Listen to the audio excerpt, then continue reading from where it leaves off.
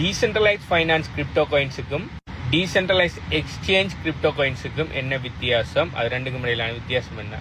உங்களோட கொஸ்டின் பார்த்தீங்கன்னு சொன்னால் காருக்கும் டெஸ்லாக்கும் இடையிலான வித்தியாசம் என்னன்ற மாதிரி இருக்குது. டெஸ்லாங்கிறது காரில் ஒரு வகை, காரில் இருக்கிற ஒரு சப் கேட்டகரி தான் டெஸ்லா. அதே மாதிரி டீசென்ட்ரலைஸ் ஃபைனான்ஸுங்கிற ஒரு பெரிய கேட்டகரியில் இருக்கிற ஒரு சப் கேட்டகரி தான் இந்த டீசென்ட்ரலைஸ் எக்ஸ்சேஞ்ச்.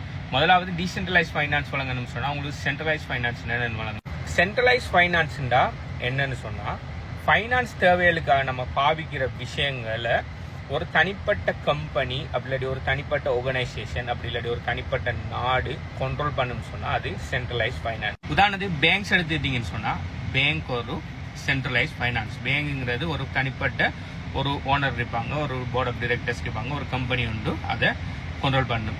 அதே மாதிரி சென்ட்ரல் பேங்க் எடுத்துன்னு சொன்னால் ஒரு நாட்டை கவர்மெண்ட் கண்ட்ரோல் பண்ணும். இந்த பேங்க்ஸில் நிறைய சர்வீஸ் ப்ரொவைட் பண்ணுவாங்க. ஓகே, நீங்கள் பணத்தை வைப்பில் இடலாம், சேமித்து வைக்கலாம், கடன் வாங்கலாம், அடுத்தது கடன் வாங்கின கடனை திருப்பி கொடுக்கலாம். அப்படி நீங்கள் திருப்பி கொடுக்கக்குள்ள அதுக்கு ஒரு இன்ட்ரெஸ்ட் வந்து போடுவாங்க. அதே மாதிரி ஒரு பேங்க்லேருந்து இன்னொரு பேங்க்குக்கு மணியை ட்ரான்ஸ்ஃபர் பண்ணலாம்.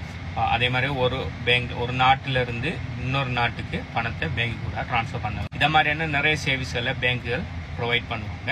ஆனால் இதில் இருக்கிற பிரச்சனைன்னு சொன்னால் இவங்க சென்ட்ரலைஸுங்களை என்ன பிரச்சனைன்னு சொன்னால் ஒரு தனி கண்ட்ரோல் இருக்கும், மெனிப்புலேஷன் இருக்கும். எல்லாராலையும் போய் எல்லா பேங்க்லையும் அக்கௌண்ட் கிரியேட் பண்ணிட முடியாது. HSBCன்னு சொல்லி ஒரு பேங்க் ஒன்று நீங்கள் பார்த்துருப்பீங்க. அந்த HSBCயில் நீங்கள் பேங்க் அக்கௌண்ட் ஒன்று கிரியேட் பண்ணணும்னு சொன்னால் உங்களுக்குன்னு சொல்லி நீங்கள் ஒரு சர்டன் க்ரைட்டீரியாவை மீட் பண்ணிக்கணும். நீங்கள் ஹை இன்கம் ஏர்னர் ஒரு ஆளாக இருக்கணும். அடுத்தது அப்படி இல்லைன்னு சொன்னால் நீங்கள் உங்கள்ட்ட ஒரு பிஸ்னஸ் ஒன்று இருக்கணும்.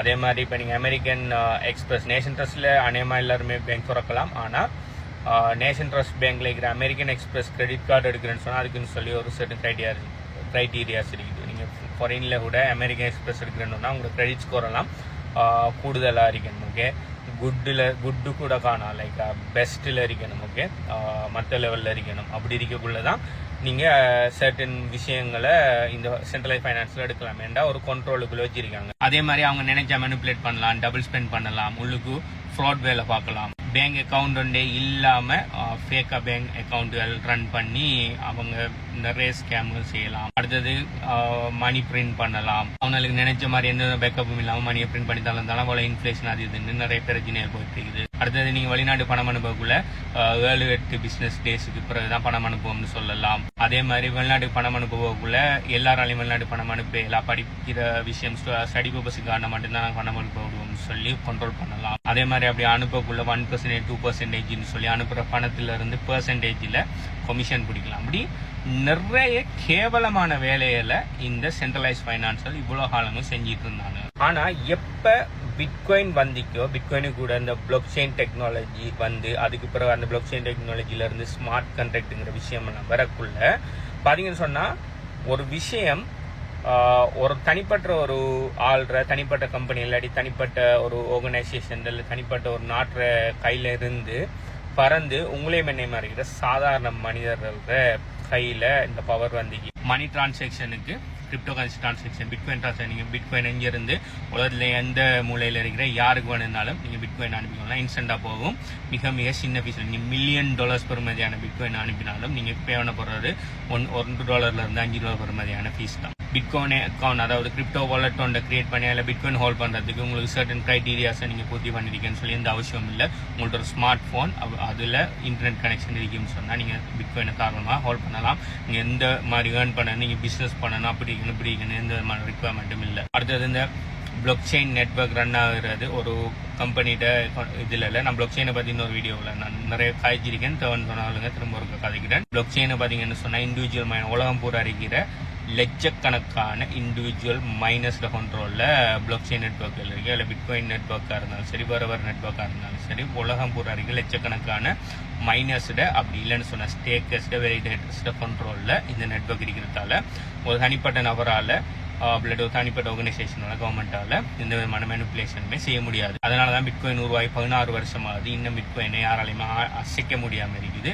பிட்காயின் பார்த்தீங்கன்னு சொன்னால் கிட்டத்தட்ட $1 விட குறைய இருந்தது. இன்றைக்கு பார்த்தீங்கன்னு சொன்னால் $100,000 தாண்டி போயிட்டு இருக்குது. அதே மாதிரி கடன் வாங்குற கொடுக்குற, ஓகே, நீங்கள் பத்திரமா இருக்கேன்னு சொல்லி பேங்கில் போய் சேமித்து வைக்கிங்க பணத்தை, அதுக்கு உங்களுக்கு இன்ட்ரெஸ்ட் தர மாதிரி ஒரு சின்ன ஒரு அமௌண்ட் தந்துட்டு அது இன்ஃப்ளேஷனை விட குறையதான். ஓகே, தந்துட்டு அந்த பணத்தை என்ன செய்யறாங்க மாறி கடன் கேட்டு வராக்களுக்கு லோனாக கொடுக்கணும். Car loan, housing loan, personal loan சொல்லி லோனாக கொடுத்து அந்த லோன்லேருந்து இன்ட்ரெஸ்ட் ஏர்ன் பண்ணுறாங்க. 10% இன்ட்ரெஸ்ட் பண்ணால் அவங்களுக்கு 1% கூட அந்த உங்களோட பணத்தை கொடுக்கறதுக்கு இன்ட்ரெஸ்ட் கொடுக்கல. அது மட்டும் இல்லாமல் பேங்க்ல இல்லாத பணத்தை அவனை லோன் பண்ணான். அதாவது 1:10ங்கிற ரேஷியோவில், அதாவது பேங்க்ல டோட்டலாக $100 நீங்கள் இப்போ இன்வெஸ்ட் பண்ணுவீங்கன்னு சொன்னால் அந்த $100 ஜஸ்ட் $10 மட்டுமே போட்டு மிச்சம் இருக்கிற எவ்வளோ $90 ஆக்களுக்கு அவனை லென் பண்ணி இது செய்யலாம். என்ன லாபமாக எடுத்துருப்பானால் உங்களோட பணத்தை $10 மட்டும்தான் உள்ள வச்சிருப்பானல். ஓகே, அதான் ஃப்ராக்ஷனல் பேங்க் சிஸ்டம்ன்ற ஒரு விஷயம் வந்து தெரியாட்டு போய் படிச்சுக்கொள்ளுங்க. நீங்கள் நினைச்சிட்டீங்க நீங்கள் பேங்க்ல வச்சுக்க பணமெல்லாம் பேங்க் இருக்குன்னு சொல்லி. நீங்கள் போட்டு உலகம், அதாவது பேங்க்ல போட்டுக்கிற எல்லா கஸ்டமர் ஃபண்டில் ஜஸ்ட் 10% மட்டும்தான் பேங்க் கிட்ட இருக்கு. மிச்சம் 90% அவனை லெண்ட் அவுட் பண்ணிட்டு இருக்காங்க.